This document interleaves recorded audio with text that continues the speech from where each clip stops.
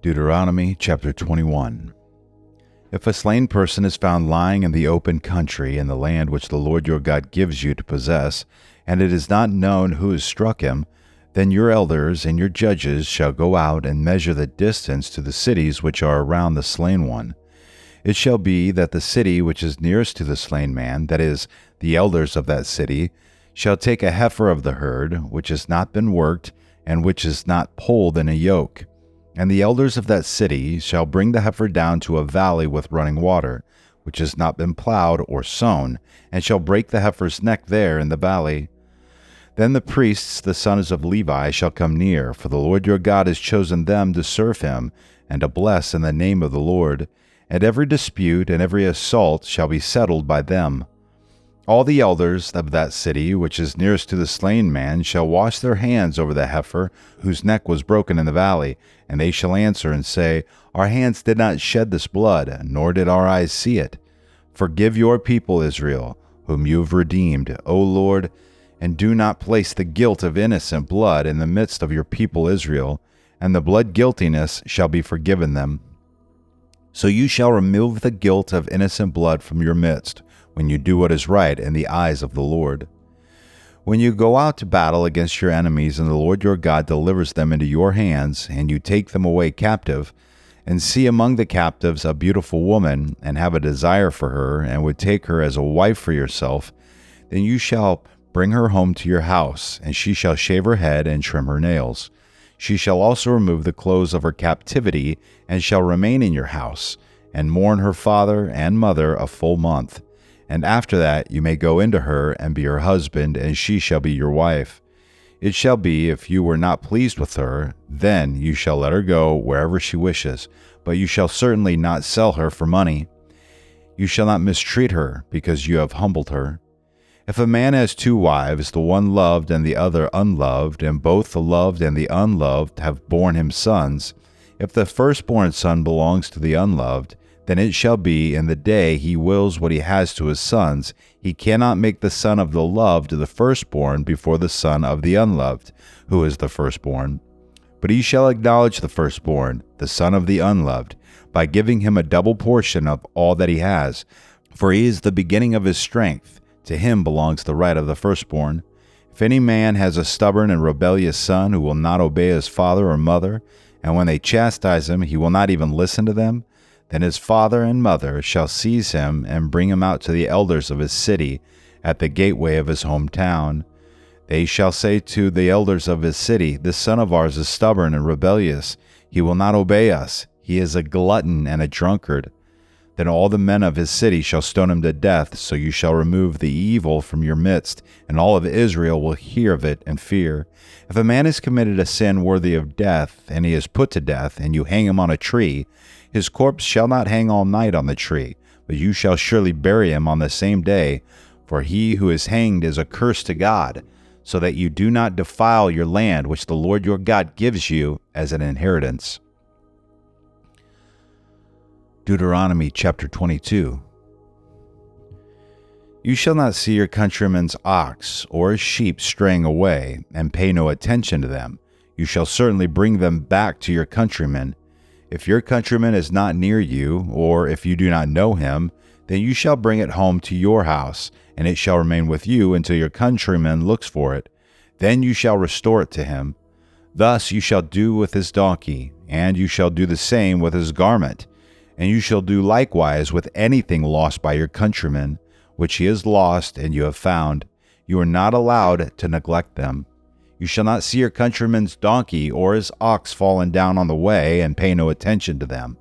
You shall certainly help him to raise them up. A woman shall not wear a man's clothing, nor shall a man put on woman's clothing, for whoever does these things is an abomination to the Lord your God. If you happen to come upon a bird's nest along the way, in any tree or on the ground with young ones or eggs, and the mother sitting on the young or on the eggs, you shall not take the mother with the young. You shall certainly let the mother go. But the young you may take for yourself, in order that it may be well with you, and that you may prolong your days. When you build a new house, you shall make a parapet for your roof, so that you will not bring blood guilt on your house if anyone falls from it. You shall not sow your vineyard with two kinds of seed, or all the produce of the seed which you have sown and the increase of the vineyard will become defiled. You shall not plow with an ox and a donkey together. You shall not wear a material mixed of wool and linen together. You shall make yourself tassels on the four corners of your garment with which you cover yourself. If any man takes a wife and goes into her and then turns against her, and charges her with shameful deeds and publicly defames her, and says, I took this woman, but when I came near her, I did not find her a virgin, then the girl's father and her mother shall take and bring out the evidence of the girl's virginity to the elders of the city at the gate. The girl's father shall say to the elders, I gave my daughter to this man for a wife, but he turned against her. And behold, he has charged her with shameful deeds, saying, I did not find your daughter a virgin.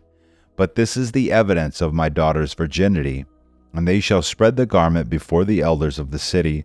So the elders of that city shall take the man and chastise him, and they shall fine him 100 shekels of silver, and give it to the girl's father, because he publicly defamed a virgin of Israel. And she shall remain his wife. He cannot divorce her all his days. But if this charge is true, that the girl was not found a virgin, then they shall bring out the girl to the doorway of her father's house, and the men of her city shall stone her to death, because she has committed an act of folly in Israel by playing the harlot in her father's house. Thus you shall purge the evil from among you. If a man is found lying with a married woman, then both of them shall die, the man who lay with the woman and the woman. Thus you shall purge the evil from Israel.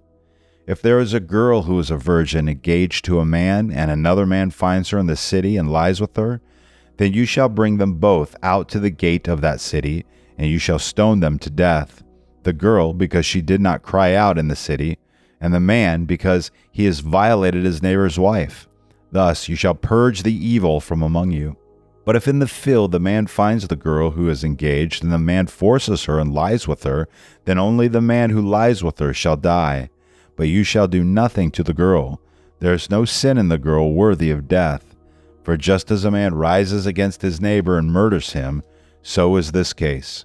When he found her in the field, the engaged girl cried out, but there was no one to save her. If a man finds a girl who is a virgin, who is not engaged, and seizes her and lies with her, and they are discovered, then the man who lay with her shall give to the girl's father 50 shekels of silver, and she shall become his wife because he has violated her. He cannot divorce her all his days. A man shall not take his father's wife, so that he will not uncover his father's skirt. Deuteronomy chapter 23. No one who is emasculated or has his male organ cut off shall enter the assembly of the Lord. No one of illegitimate birth shall enter the assembly of the Lord. None of his descendants, even to the 10th generation, shall enter the assembly of the Lord. No Ammonite or Moabite shall enter the assembly of the Lord. None of their descendants, even to the 10th generation, shall ever enter the assembly of the Lord. Because they did not meet you with food and water on the way when you came out of Egypt, and because they hired against you Balaam the son of Beor from Pethor of Mesopotamia to curse you. Nevertheless, the Lord your God was not willing to listen to Balaam, but the Lord your God turned the curse into a blessing for you, because the Lord your God loves you. You shall never seek their peace or their prosperity all your days. You shall not detest an Edomite, for he is your brother. You shall not detest an Egyptian, because you are an alien in his land. The sons of the 3rd generation who are born to them may enter the assembly of the Lord. When you go out as an army against your enemies, you shall keep yourself from every evil thing. If there is among you any man who is unclean because of a nocturnal emission, then he must go outside the camp. He may not re-enter the camp. But it shall be when evening approaches, he shall bathe himself with water, and at sundown he may re-enter the camp. You shall also have a place outside the camp and go out there, and you shall have a spade among your tools, and it shall be when you sit down outside, you shall dig with it, and shall turn to cover up your excrement.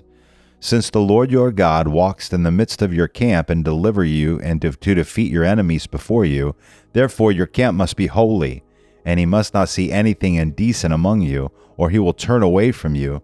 You shall not hand over to his master a slave who escaped from his master to you. He shall live with you in your midst, in the place which shall choose in one of your towns, where it pleases him.